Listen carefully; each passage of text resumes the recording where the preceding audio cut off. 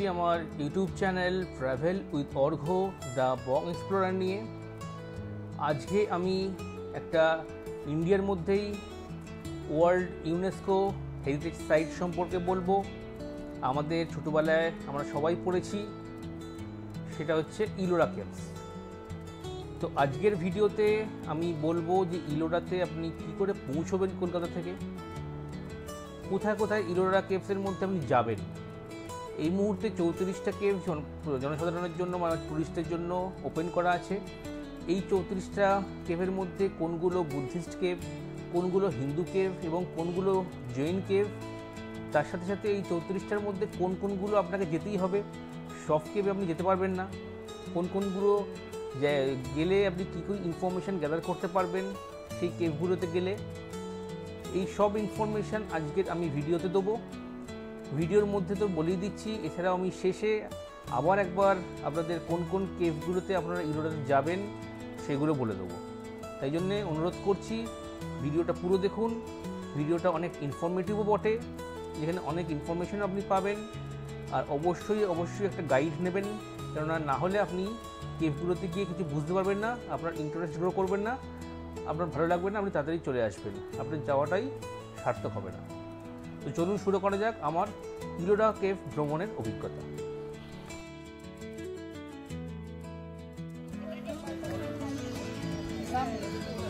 ইলোরার 10 নম্বর কেভে যাচ্ছি, এটা হচ্ছে বুদ্ধিস্ট কেভ। ইলোরার যে বিভিন্ন কেভস আছে তাতে কিছু বৌদ্ধ কেভস আছে, কিছু হিন্দু কেভস আছে, কিছু জৈন কেভস আছে। তো আগেকার দিনে ভারতবর্ষে ধর্মের প্রচারের উদ্দেশ্যে এবং কোনো একটা ধর্ম তার ভিত্তি কী সেই ধর্ম সম্পর্কে বিভিন্ন জ্ঞান অর্জনের জন্য এইসব বিভিন্ন গুহাতে সেই সব ধর্মাবলম্বী মানুষেরা কিছু কিছু গুহা চিত্র এঁকেছিলেন, কিছু কার্ভিংস করেছিলেন এবং তার সঙ্গে বিভিন্ন দেবদেবীর মূর্তি এই পাথরে খনন করে তৈরি করেছিলেন। সেগুলো থেকে বোঝা যায় যে সেই সময় বিভিন্ন ধর্মের মানুষজন কী করে একসাথে এই ভারতবর্ষে থাকতেন এবং সেই সব ধর্মের প্রচার কী করে করতেন সেইগুলো এই গুহাগুলোতে ঢুকলেই বোঝা যায়। আগেকার দিনে একটা ট্রেড রুট ছিল এবং সেখানে এই অজন্তা ইলোরাও কিন্তু একটা পার্ট ছিল এই ট্রেড রুটের। এই ট্রেড রুট শুরু হতো মধ্যপ্রদেশের উজ্জয়ন থেকে শুরু করে বাঘ কেভস বা টাইগার কেভস, সেখান থেকে আসতো মহারাষ্ট্রের পিতলখোড়া, সেখান থেকে অজন্তা ইলোরা হয়ে ঔরঙ্গাবাদ কেভ, সেখান থেকে নাসিক এবং সর্বশেষে নালাসোপারা মুম্বাই, সেখানে গিয়ে এই ট্রেড রুটটা শেষ হতো। আর এই নালাসোপারা মুম্বাই এটাই ছিল এই ট্রেড রুটের প্রধান হাব। ইলোরা কেভ তৈরি করেছিলেন রাষ্ট্রকূট বংশের রাজারা এবং এখানে এটা শুরু হয় তৈরি করা 5th সেঞ্চুরি এডি থেকে। এখানে অনেক কেভই আছে, তবে তার মধ্যে 34টি কেভ পর্যটকদের জন্য খোলা হয়েছে এবং এইগুলো ক্রোনোলজিক্যাল অর্ডারে বিভিন্ন ধর্মের একটা ব্লেন্ড আছে এখানে, মানে বৌদ্ধ ধর্ম, হিন্দু ধর্ম এবং জৈন ধর্মের কেভ আছে এবং সেই কারণেই আরও এই ইলোরা কেভকে ওয়ার্ল্ড ইউনেস্কো হেরিটেজ সাইট ঘোষণা করা হয়েছে। যাই হোক, এখানে কেভ নাম্বার 1 থেকে কেভ নাম্বার 12 হচ্ছে বুদ্ধিস্ট কেভ। এইগুলোর কনস্ট্রাকশন হয়েছিল 5th সেঞ্চুরি এডি থেকে 750 এডি। এরপরে 13 থেকে 29 হচ্ছে হিন্দু কেভ, যার কনস্ট্রাকশন ছিল 750 এডি থেকে 950 এডি। আর শেষে 30 থেকে 34 নম্বর কেভ হচ্ছে জৈন কেভ, যার কনস্ট্রাকশন শুরু হয়েছিল 950 এডিতে, শেষ হয়েছিল 1050 এডিতে। 10 নম্বর যে গুহা আছে সেই বুদ্ধিস্ট গুহা, তার নাম হচ্ছে বিশ্বকর্মা। কারণ এখানে দেখাই যাচ্ছে যে এখানে কিছু উডেন স্ট্রাকচার করা আছে, যেমন আমাদের কড়িকাঠ আছে সেরকম স্ট্রাকচার আছে। এবং এই বিশ্বকর্মা যে গুহা, এইখানে প্রার্থনা হল ছিল, মানে বুদ্ধ ধর্মাবলম্বী মানুষজন বা মঙ্করা এখানে বসে প্রার্থনা করতেন এই গুহাতে। এই গুহার দেখা যাচ্ছে প্রচুর পরিমাণে শিল্পকলা, বিভিন্ন কারুকার্য আছে। তার মধ্যে একটা দেখা যাচ্ছে যে এই দেখছেন এক মানে অপ্সরা উঠছে, মাঝখানে ছেলে, দুদিকে দুটো মেয়ের ছবি, এবং তাদের জামাকাপড়ও উড়ছে আকাশে, যেহেতু তারা উড়ছে তাদের জামাকাপড়ও উড়ছে, দুদিকেই আছে। আর নিচে মিউজিশিয়ানরা আছে। যখন বুদ্ধিস্টরা বা মঙ্করা যখন প্রার্থনা করতেন তখন পেছনে হালকা মিউজিক বাজতো, সেই কারণেই প্রচুর মিউজিশিয়ানেরও কার্ভিং করা আছে যারা মনে হচ্ছে মিউজিক বাজাচ্ছে। তার সঙ্গে জানলার যে শেপটা আছে সেটা অনেকটা পিপুল পাতার মতো। বৌদ্ধ ধর্মে পিপুল পাতাকে খুবই পবিত্র মনে করা হয়, এবং যে গাছ আছে আমরা বলি পিপল ট্রি, যেটাকে জ্ঞানবৃক্ষও বলা হয় বুদ্ধ ধর্মে, তো সেই শেপেই এটা করা হয়েছে এই জানলা।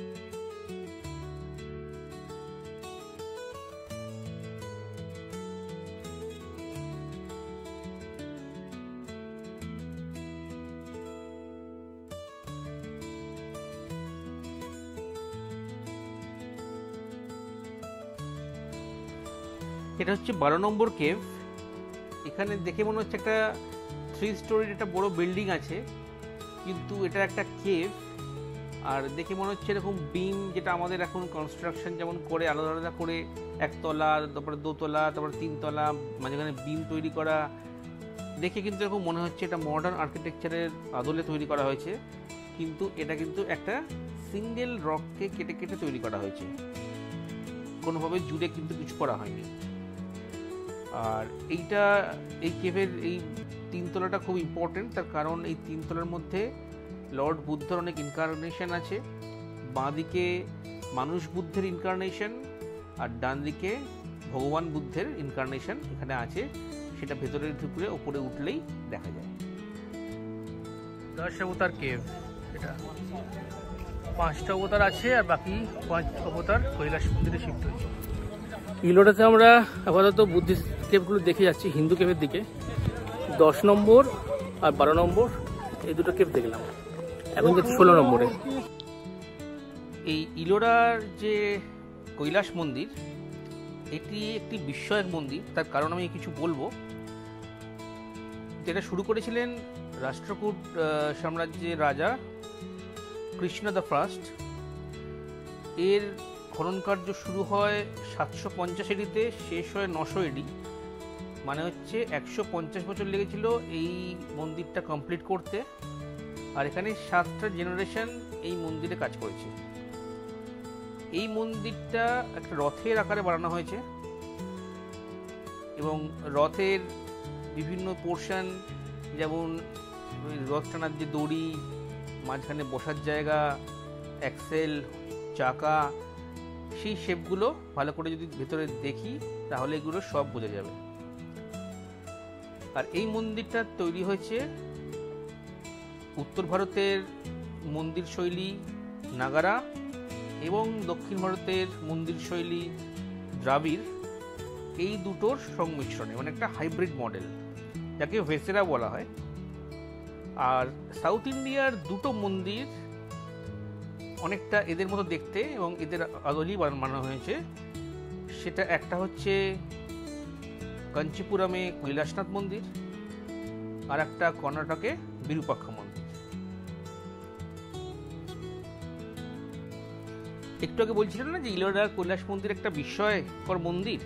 তার কারণ হচ্ছে যে এই কৈলাস মন্দিরটা পুরোটাই তৈরি হয়েছে একটা মাত্র সিঙ্গেল পাথর থেকে, মানে একটা পাহাড় কেটে কেটে, একটাই পাহাড়, এবং এত কার্ভিং, এত দেবদেবীর মূর্তি খনন করা পাথরে, এত বিভিন্ন শৈলী, এগুলো সবই একটা পাথর কেটে তৈরি করা হয়েছে।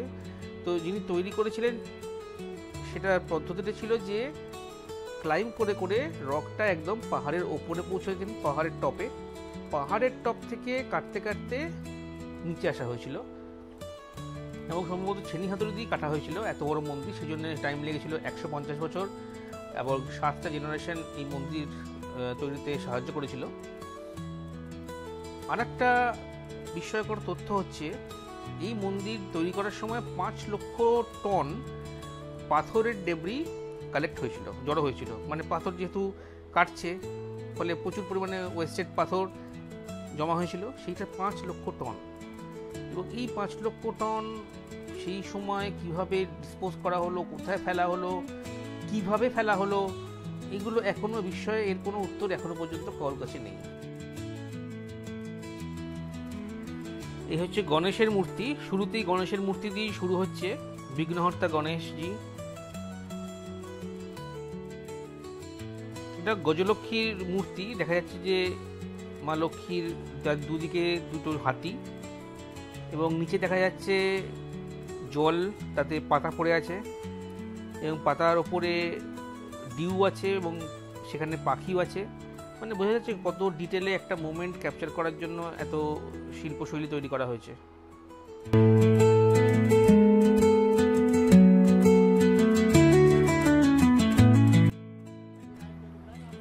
এখানে মহাভারতের যুদ্ধ, কৃষ্ণর বিভিন্ন লীলা, সাথে অর্জুনের পশুপতিনাথ অস্ত্র পাওয়ার সময় এক পায়ে তপস্যা করার কাহিনী,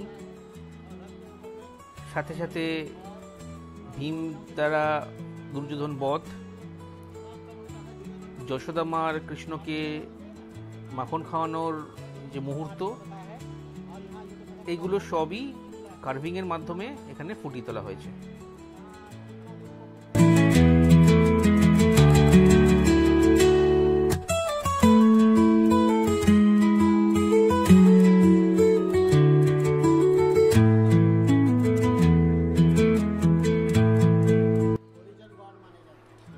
নটরাজের মূর্তি।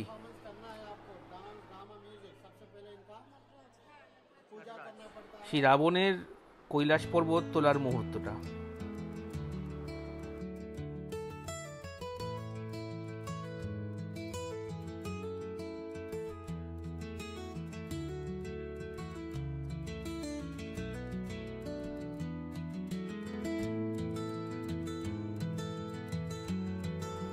আগে যেমন মহাভারত দেখালাম, এইটা হচ্ছে রামায়ণের গল্প। শ্রীরামের বনবাস থেকে শুরু করে রাবণের সাথে যুদ্ধ সবই এখানে ফুটিয়ে তোলা হয়েছে।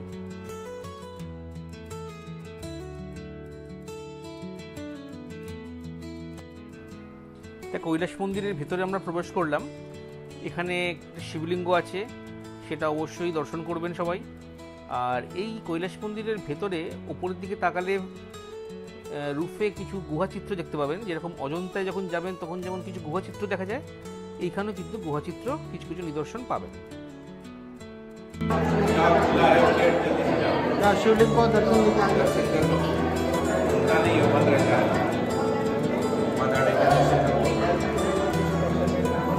এই জায়গাটা দেখছেন, এই জায়গাটা আমাদের 20 টাকার নোটে পেছন দিকটা দেখবেন এই ছবিটা দেওয়া আছে কৈলাস মন্দিরের।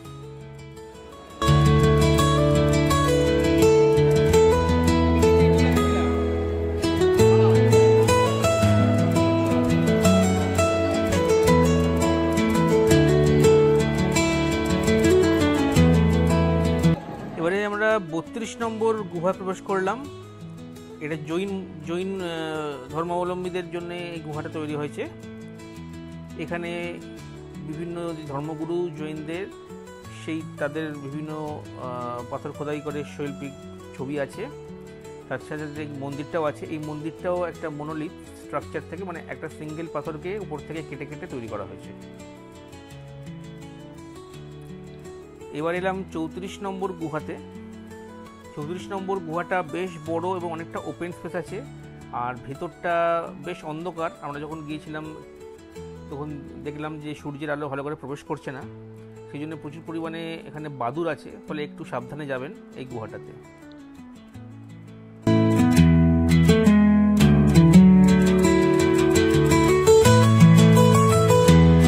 সবাই জেনে রাখুন, প্রত্যেক মঙ্গলবার ইলোরা কেভ বন্ধ থাকে।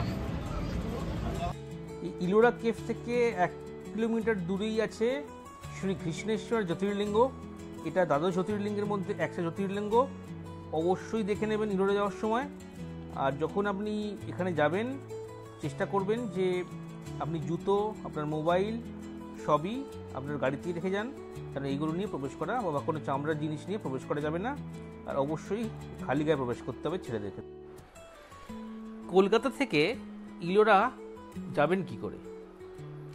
ইলোরার সবচেয়ে নিয়ারেস্ট যে বড় জায়গা, বড় স্টেশন, সেটা হচ্ছে ঔরঙ্গাবাদ, বা যেটাকে এখন বলা হয় ছত্রপতি সম্ভাজিনগর। তো এই ছত্রপতি সম্ভাজিনগর যেতে গেলে আপনি কলকাতা থেকে ট্রেনে অথবা ফ্লাইটে করে যেতে পারেন। ঔরঙ্গাবাদে আপনি ডিরেক্ট ফ্লাইট পেয়ে যাবেন। ঔরঙ্গাবাদ থেকে ইলোরার দূরত্ব 29 কিলোমিটার, সময় লাগবে ওই 40 থেকে 45 মিনিট। তো সবচেয়ে ভালো হয় আপনি ঔরঙ্গাবাদেই স্টে করুন। ঔরঙ্গাবাদেও কিছু ছোটো ছোটো সাইট সিইং আছে, সেগুলো করে নেবেন, তার সাথে সাথে ইলোরা কেভসটাও আপনি করে নেবেন। আমার ইলোরা কেভ ভ্রমণের অভিজ্ঞতা, আর আমি আবার বলে দিচ্ছি, 1 থেকে 12 নম্বর পর্যন্ত বুদ্ধিস্ট গুহা, তার মধ্যে 10 এবং 12 নম্বর অবশ্যই দেখবেন। 10 নম্বর গুহাকে বিশ্বকর্মা কেভও বলা হয়।